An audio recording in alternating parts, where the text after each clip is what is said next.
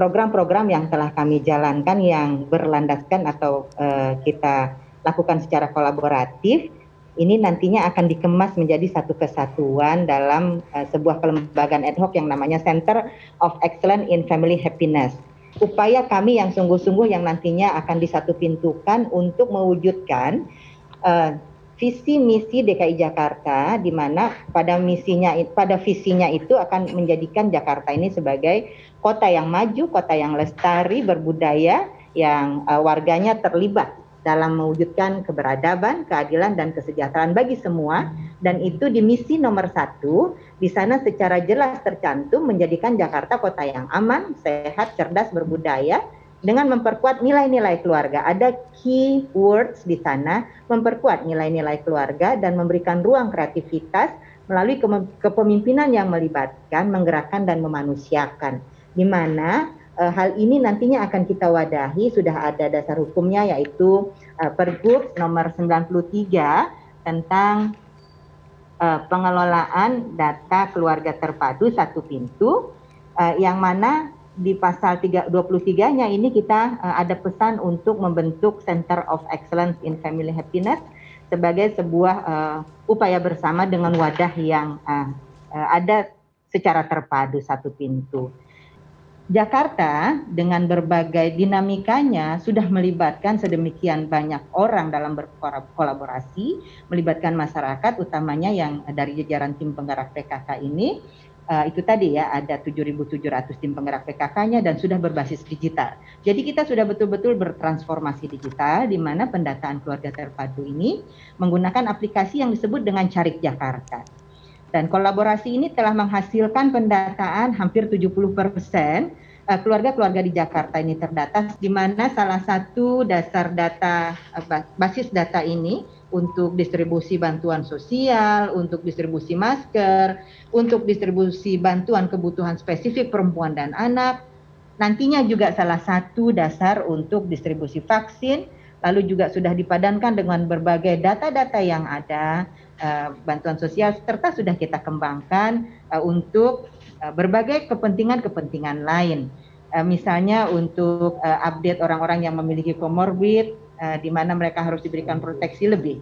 Bentuk kolaborasi berikutnya adalah kolaborasi dengan berbagai perguruan tinggi, dengan influencer, Ayudhya Pasha misalnya, dan juga dengan berbagai pihak. Kemarin ini kita telah berkampanye bersama-sama 16 hari anti kekerasan internasional 25 November sampai 10 Desember, dan telah menghasilkan MURI, di mana kolaborasi kami bersama dengan berbagai perguruan tinggi dan berbagai elemen masyarakat tersebut telah ditonton oleh lebih dari 887.000 viewers, dan ini kemarin ini alhamdulillah dianugerahi Pak Gubernur rekor dunia. MURI melaksanakan kampanye 16 hari anti kekerasan internasional secara daring dengan penonton terbanyak.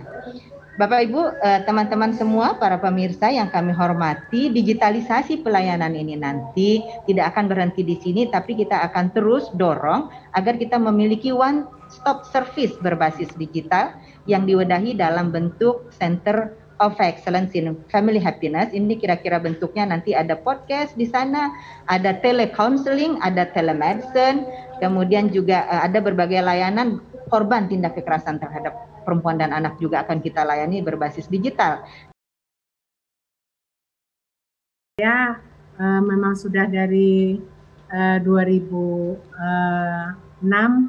mengikuti PKK, jadi saya mengajak ibu-ibu untuk bagaimana mulai pemilahan sampah dilakukan di rumah. Jadi ini wilayah kami RW 2 Bumi Malaka Asri 1, Kelurahan Malakasari, Kecamatan Durensawit. Nah di sini 2009 kita ngikuti program Jakarta Green and Clean. Nah di situ kami sudah mulai membuat kompos. Di sini sudah terlihat kompos ini, kompos lubang resapan biopori itu sudah ada di area perumahan kami. Nah, di sini bisa dilihat juga 2011 kami juga mendapatkan penghargaan dari program Jakarta and Green. Di sini kami sudah mulai membuat kompos dan hasil-hasilnya ini bisa dilihat kompos yang kami buat dari rumah tangga. Jadi di rumah tangga kami sudah biasa melakukan pemilahan sampah basah, sampah kering, dan sampai mempunyai nilai jual untuk masuk di bank sampah.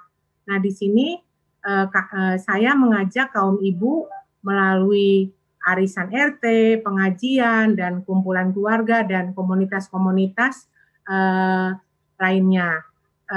Kami juga bisa melakukan budidaya tanaman dengan berbagai wadah, mulai dari wadah sisa-sisa dari plastik ataupun botol-botol bekas dan juga batang pisang. Nah, kegiatan kami di sini dengan ibu-ibu PKK, kami selalu bergerak untuk di setiap rumah tangga, ya selain Jumantik dan juga kegiatan dari Poktan 1 sampai 4, saya di Poktan 3, kami budidaya ikan juga dengan sistem bioflok dengan tebar padat dan juga hidroponik dan juga aquaponik. Nah, di sini juga semua fasilitas umum yang 900 meter persegi itu adalah yang kami urusi dari PKK. Jadi lingkungan kami itu menjadi asri untuk kami buat untuk memberikan oksigen kepada kami dan untuk menyimpan air hujan. Nah, di sini juga kami kami tidak bisa keluar berkumpul, kami melakukannya melewati WA atau video call atau Zoom dari warga, dan di sini pun kami tetap melakukan menanam ketahanan pangan, malah lebih banyak yang menanam ketahanan pangan di rumah masing-masing. Dan yang saya lebih inikan lagi untuk di masa pasca pandemi ini adalah bagaimana kita membuat ekoenzim selain pembuatan kompos yang sudah biasa. Karena pembuatan ekoenzim ini baik untuk lingkungan dan juga untuk udara. Kita sebagai laki-laki harus menyadari privilege kita. Kita harus menyadari bahwa kita itu yang lebih diuntungkan. Kita tidak akan pernah ngalamin namanya rasa takut pulang malam itu seperti apa, takut salah pakai baju, mau ke warung aja mikir mau pakai baju apa. Itu semua adalah ketakutan-ketakutan dan kondisi dan tantangan yang laki-laki tidak akan pernah rasakan ya di masyarakat. Jadi sebetulnya di sini saya ingin mengajak juga bahwa apa sih maknanya menjadi laki-laki. Sebetulnya melihat ibu-ibu tadi sudah keren sekali, Jakarta sudah punya program yang baik, tapi peran kita sebagai laki-laki, khususnya laki-laki muda seperti apa. Nah, mungkin Mas boleh dilihatkan slide saya jadi sebetulnya salah apa sih di gambar ini? Maka kita lihat bahwa banyaknya laki-laki yang di posisi strategis seperti itu ya, pengambil kebijakan dan atau enggak yang misalnya jadi bos di satu perusahaan, tidak usah pemerintah ya, di perusahaan, bahkan di sekolah kita sendiri, di kampus, kebanyakan itu sosok pemimpinnya laki-laki, dan kita selalu melihat bahwa laki-laki lah yang memimpin.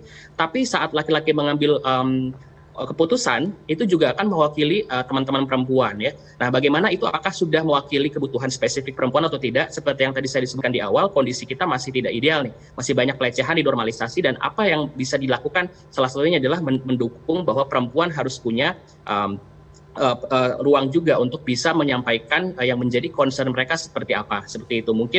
Nah, ini mungkin sekarang konsep maskulinitas kita sudah berubah, bahwa ekspresi itu berbeda-beda antara feminitas, maskulinitas, tapi yang terpenting adalah makna sebagai laki-laki itu apa sih gitu. Kalau kita lihat dari kan banyak laki-laki Indonesia melihat ini keperempuanan, feminin, tapi sebetulnya yang harus dilihat adalah sifat mereka, bagaimana mereka memperlakukan perempuan, memberi ruang perempuan untuk bersuara, dan memahami posisi perempuan seperti apa dan isu-isunya di masyarakat seperti apa. Dan mereka kalau misalnya melihat ada pelecehan, mereka tidak diam saja gitu, tidak menjadi bystander ya. Itu yang menurut saya penting bagi laki-laki, karena walaupun Jakarta punya banyak sekali program dan ibu-ibu PKK-nya seperti Ibu Sere juga sudah sangat aktif menjadi wujud pemberdayaan perempuan yang sangat baik, tapi kalau laki-lakinya diam saja, terutama dalam kasus di rumahnya sendiri, misalnya dia ngelihat bapaknya melakukan kekerasan terhadap ibunya dan dia diam saja, dan itu tidak bisa terus-terusan dinormalisasi, dia melihat pelecehan seksual perempuan di kampusnya atau di ruang kerja oleh teman laki-lakinya terhadap teman perempuannya, tapi dia sebagai laki-laki diam saja. Nah, itu menjadi masalah juga. Jadi kita tidak bisa diam saja, dan tadi ini adalah contohnya. Jadi setiap kali saya diundang untuk menjadi pembicara, entah itu level yang internasional maupun nasional, saya selalu menanyakan hal pertama adalah apakah komposisi gendernya sudah seimbang. apakah yang ngomong laki-laki semua atau sudah ada perempuannya. Kalau perempuannya perempuan yang dari kelas mana, kelas menengah ke atas saja, yang misalnya 4.0, gadget savvy, atau perempuan masyarakat adat misalnya ngomongin tentang isu-isu daerah tertinggal dan sebagainya, itu kan harus spesifik ya. Nah ini yang selalu saya tanyakan. Jadi di sini saya memperlihatkan contoh percakapan di WA waktu itu bahwa saya menolak dan saya memberikan posisi pembicara saya kepada teman perempuan saya, karena inilah esensi keterlibatan laki-laki dalam agenda keadilan gender adalah justru bukan berbicara atas nama perempuan, tapi memastikan perempuan bisa berbicara untuk dirinya sendiri.